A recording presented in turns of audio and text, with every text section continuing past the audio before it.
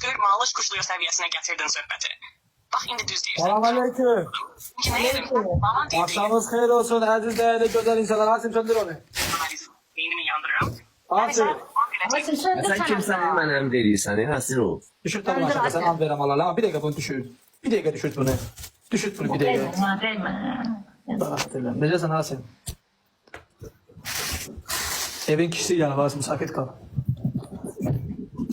Ne oldu sesin tutuldu? Necəsin? Ne var ne yok? Keyfi Asıl zaflarımız. yalan senden benden maraqlanır. Uşaqlar necəsiz ha uşaqlar? Ne var ne yok? Keyfi zaflarımız necədir? Bu Hasim'lə də aramızda şam tutandı. Nədir bu qalıb burada? Bu Hasim. Uşaq sözündə yəni mənə aid deyildi. Şam tutan değil, uşaq demir. Ben bir şam tutan niyə salmışam aramızda artıq? Nətərsən Hasim, yaxşısa?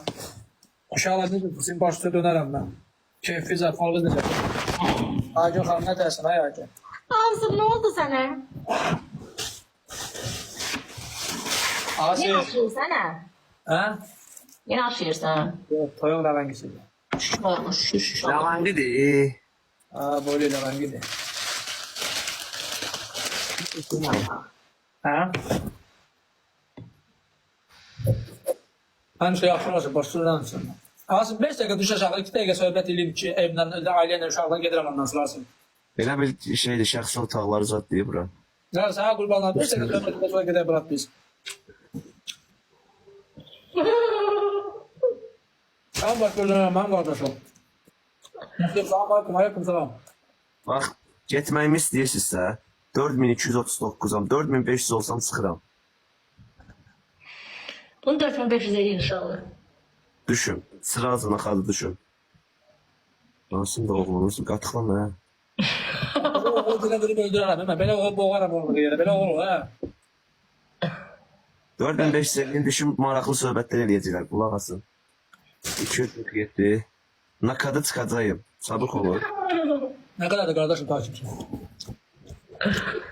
48, 2248, 500 olsun.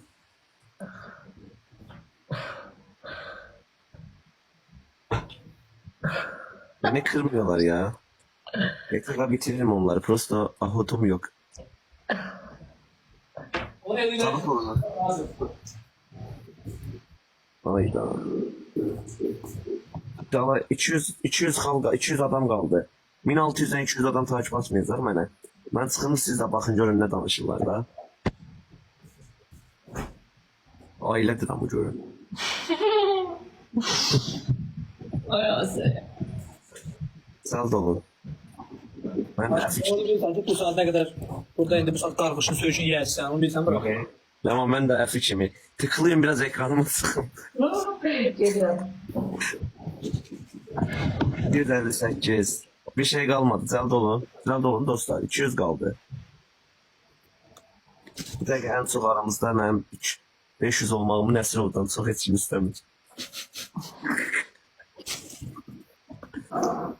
Orada qardaşım o. Tez almışlar. Mənə də maraqlıdır. Düşüm görüm nə danışırlar. Tez 5 eləyim. Görək nə deyəcəklər. Əgər sən düşəndən sonra zırt burada qalacaqsan, buramı yayına gedirsən. Yox, mən gedirəm namazımı qılım yat. Allah qəbul versin. Namaz kılsana Asım. Hadi. Bir O dənə namaz takip. xatirinə buna 200 takip atın. O namaz xatirinə. Namaz kılan uşaqdır. Bayağı mal işlədi ki, Nəsirov. Deyir, nə mənim olsun, istəyir nə də kiminsə.